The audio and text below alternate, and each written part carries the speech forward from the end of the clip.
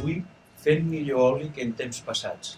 Els professionals que treballem amb salut pública tenim una relació molt estreta amb el que és tota la producció de l'oli. Ara és hora de saber quines han sigut les millors produccions de la campanya 2013-2014.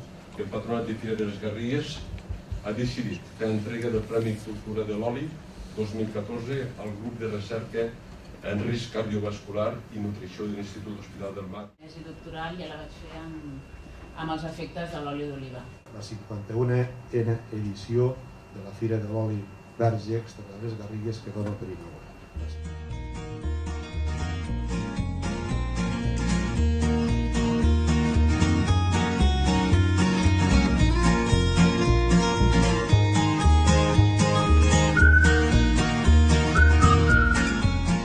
Un producte magnífic al nostre territori, que és l'oli d'oliva, parla d'oliturisme.